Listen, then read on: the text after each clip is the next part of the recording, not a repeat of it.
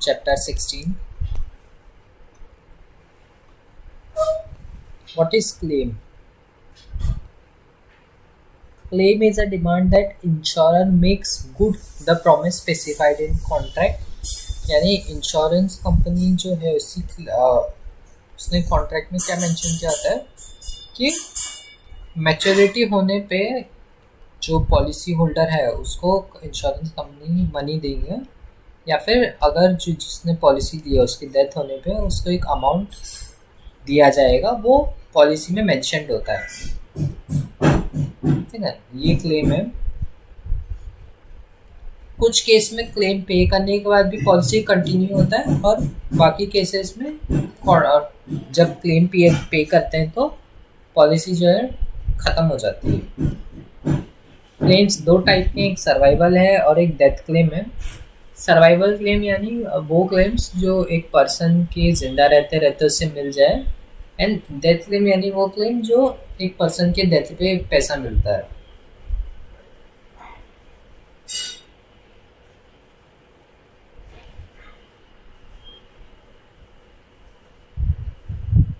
Maturity claims जो है and money back instalment claims जो है, ये डिटरमाइन किया जाता है बेस्ड ऑन द डेट्स जो कि पॉलिसी लेते वक्त कॉन्ट्रैक्ट में पहले से ही मेंशन था, उस डेट के हिसाब से। सरेंडर वैल्यू क्या पेमेंट जो है, सरेंडर वैल्यू पेमेंट के लिए कम से कम एक पर्सन को 3 साल का प्रीमियम जो है भरा हुआ होना चाहिए। ठीक है, बट अगर सरेंडर करता है एक पर्सन तो उस केस में, अच्छा वो मैं आपको आगे कवर करता हूँ, आगे आएगा आपको। क्रिटिकल इलनेस के टाइम पे जो मेडिकल रिकॉर्ड्स है, रिपोर्ट्स है, एक पॉलिसी होल्डर को सपोर्ट करना पड़ता है अपने क्लेम में कि मुझे ये डिजीज़ हुआ था। क्रिटिकल इलनेस में क्या आएगा, वो डिजीज़ आएंगी जो क्रिटिकल इलनेस की एक लिस्ट होती है जो इंश्योरेंस कंपनी ने बनाई है, उसमें अगर एक बीमारी मेंशन्ड है तो ऐसा लिस्ट ऑफ क्रिटिकल इलनेस में, तो उसको क्रिटिकल इलनेस बोला जाएगा। ठीक है, तो इसके अंदर तभी क्लेम कर सकते हैं।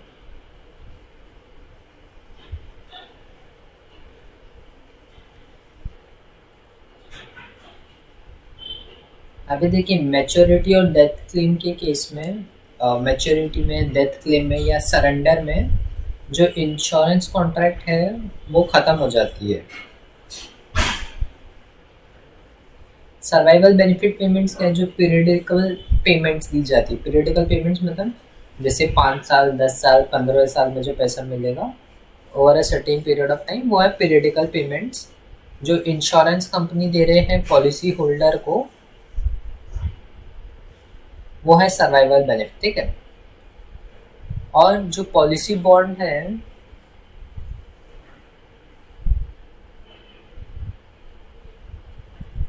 ये वापस किया जाएगा पॉलिसी होल्डर को ये सर्वाइवल बेनिफिट देने के बाद।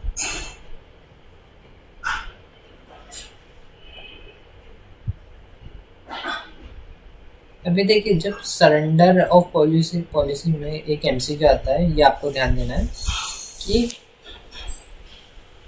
जो भी एक्चुअल सरेंडर वैल्यू मिलती है वो हमेशा गारंटीड सरेंडर वैल्यू से ज़्यादा ही होता है। सरेंडर वैल्यू कब ली जाती है, जब एक पॉलिसी होल्डर जो है पॉलिसी के टाइम होने से पहले ही पॉलिसी को बंद करवा देता है, या फिर पॉलिसी का पैसा नहीं भर पाता बट उसके 3 साल हो गए हैं, तब सरेंडर वैल्यू का केस आता है। कौन सा?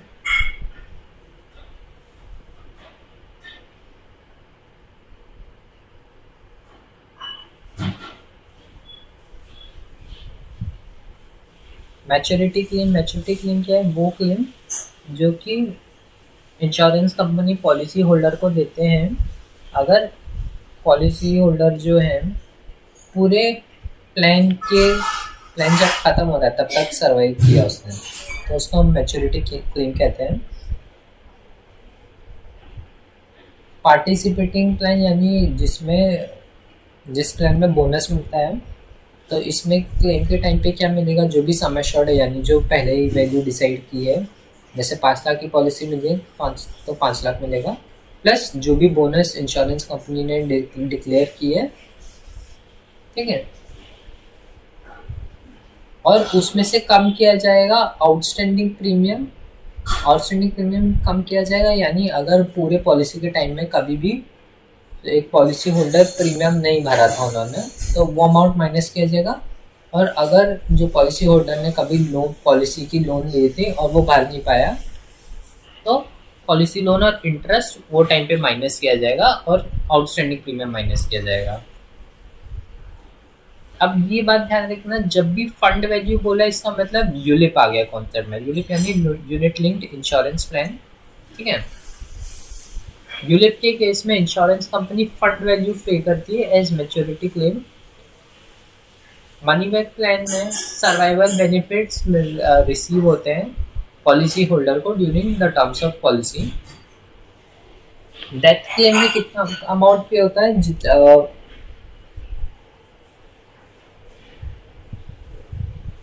जो भी डेथ बेनिफिट मेंशन की है पॉलिसी में, लेस जो भी अगर एक पर्सन ने पॉलिसी के अगेंस्ट लोन लिया है तो डेथ बेनिफिट जो भी है लेस पॉलिसी का जितना भी लोन वैल्यू था वो माइनस करेंगे, और इंटरेस्ट लोन का अगर लोन लिया तो, नहीं तो जितना भी डेथ बेनिफिट है वो मिलेगा जो नॉमिनी है। इन केस अगर असाइनमेंट नहीं हुआ, और अगर असाइनमेंट हुआ है तो असाइनी को मिलेगा, या अगर नॉमिनी की भी डेथ हो जाए तो लीगल हेयर को मिल जाएगा। और डेथ क्लेम एक बार कर दिया इसका मतलब इंश्योरेंस कॉन्ट्रैक्ट जो है वो एंड हो गया। डेथ क्लेम जो है अर्ली भी हो सकता है, नॉन अर्ली भी है। अर्ली डेथ क्लेम यानी 3 साल से पहले पहले जो भी क्लेम कर दिया, जिस दिन पॉलिसी इनफोर्स हो गई से लेके 3 दिन के अंदर अंदर, से लेके 3 साल के अंदर अंदर जो भी क्लेम कर दिया वो है अर्ली क्लेम। इस केस में इन्वेस्टिगेशन होता है, ठीक है। अगर जो पॉलिसी होल्डर है उसने कोई भी चीज़ छुपाई है या कोई भी चीज़ पर मेंशन नहीं की है या गलत मेंशन किया है, तो इस केस में पेमेंट के टाइम पे जब इंश्योरेंस कंपनी पेमेंट करेगी तो दिक्कत आ सकती है, यानी इंश्योरेंस कंपनी जो मना कर सकती है पेमेंट के लिए। 3 साल के बाद भले रीज़न कुछ भी हो इंश्योरेंस कंपनी पेमेंट करेगी। डेथ क्लेम में क्या क्या सबमिट करना पड़ता है, क्लेम फॉर्म बाय नॉमिनी देना पड़ता है, सर्टिफिकेट ऑफ बरियल या क्रीमेशन देना पड़ता है, treating physician certificate, hospital certificate, employer certificate. अभी देखिए डेथ के केस में क्या क्या देना पड़ता है, पोस्टमार्टम रिपोर्ट देना पड़ता है, या फिर इंक्वेस्ट रिपोर्ट, या फर्स्ट इंफॉर्मेशन रिपोर्ट, या फाइनल रिपोर्ट।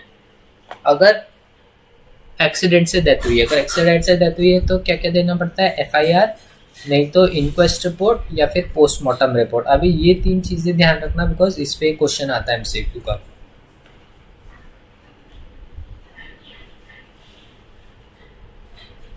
अभी देखिए रेप्यूडिएशन ऑफ डेथ क्लेम यानी डेथ क्लेम में पैसा देने से इंश्योरेंस कंपनी ने मना कर दिया है। ये किस केस में होगा, जब मटेरियल फैक्ट्स जो भी है छुपाई गई है, मटेरियल फैक्ट्स यानी इम्पोर्टेंट इंफॉर्मेशन छुपाई गई है इंश्योरेंस कंपनी से, तो इस केस में इंश्योरेंस कंपनी पैसा देने से मना कर देगी डेथ के टाइम पे। अभी देखिए सेक्शन 45 क्या बोलता है कि कोई भी पॉलिसी में no policy shall be called in question on any ground after expiry of 3 years from the date of policy. यानी पॉलिसी के 3 साल लिए 3 साल अगर बीत गए, कोई भी रीज़न की वजह से डेथ हुई है, इंश्योरेंस कंपनी पैसा देगी ही देगी, ठीक है।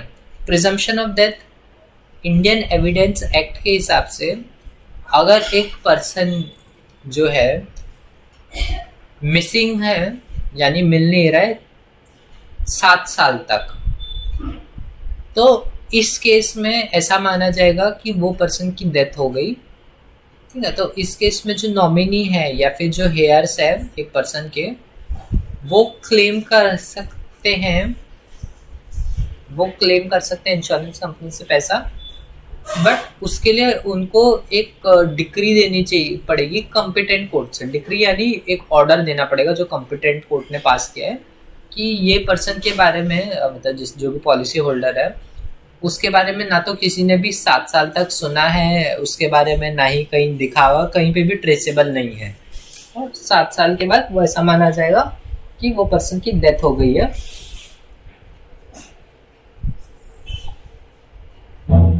ठीक है।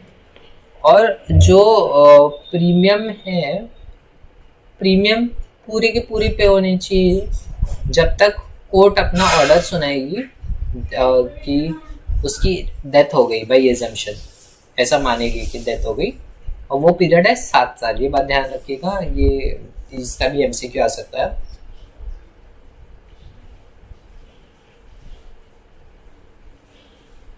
और इंश्योरेंस कंपनी जो है ये 7 साल के पीरियड के वक्त जो प्रीमियम है उसको वेव ऑफ कर सकती है, यानी इंश्योरेंस कंपनी बोल सकती है कि ये 7 साल के वक्त आपने प्रीमियम नहीं भरा हो तो भी चलेगा, बट ये इंश्योरेंस कंपनी पे डिपेंड करता है।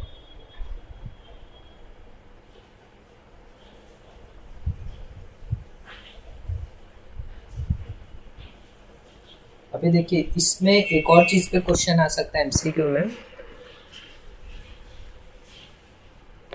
जब भी इंश्योरेंस कंपनी को क्लेम मिला है, क्लेम रिसीट ऑफ क्लेम मिला है, यानी एक पर्सन ने कुछ क्लेम किया है तो उसने राइटिंग में या पॉलिसी बॉन्ड या ऐसा कुछ दिया होगा, उसको हम बोल रहे हैं रिसीट ऑफ क्लेम।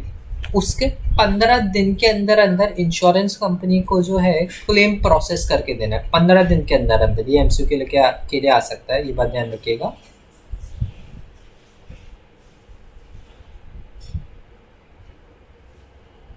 और दूसरा चीज जो आ सकता है वो है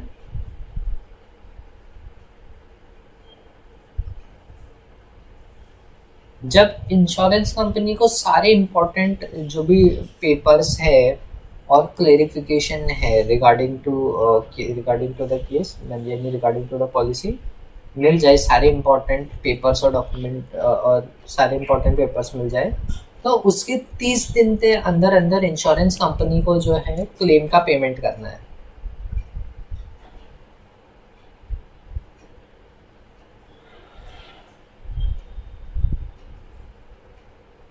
हालांकि ऐसे केस में जिसमें इन्वेस्टिगेशन की ज़रूरत है, इन्वेस्टिगेशन क्लेम के केस में कहाँ पे आएगा, अगर 3 साल से पहले पहले पॉलिसी होल्डर की डेथ हो गई तो जिस केस में इन्वेस्टिगेशन की ज़रूरत पड़ रही है क्लेम के टाइम पे, तो वो इन्वेस्टिगेशन को 6 महीने के अंदर अंदर जो है ये इन्वेस्टिगेशन करनी है।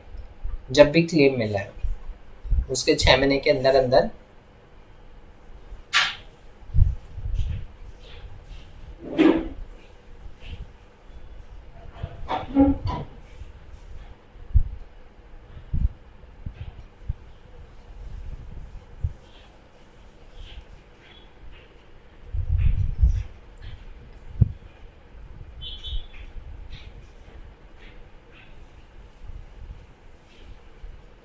देखिए ये इसमें क्या लिखा है कि अगर क्लेम का पेमेंट करना है, सब डॉक्यूमेंट्स इंश्योरेंस कंपनी को मिल गया, बट क्लेम पेमेंट किसको करना है वो इंश्योरेंस कंपनी प्रॉपरली आइडेंटिफाई नहीं कर पा रहा, तो इस केस में जो है इंश्योरेंस कंपनी जो है वो अमाउंट पे नहीं करेगी, अपने पास रखेगी,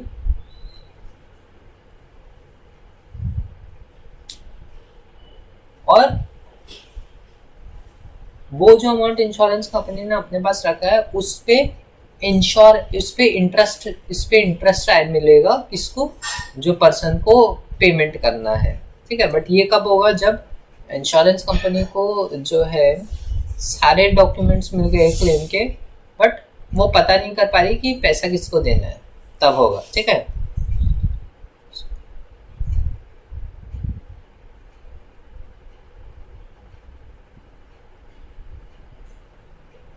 बट ये कब मिलेगा, effective from 30 days following the submission of all papers, यानी सारे पेपर सबमिट हो गए, उसके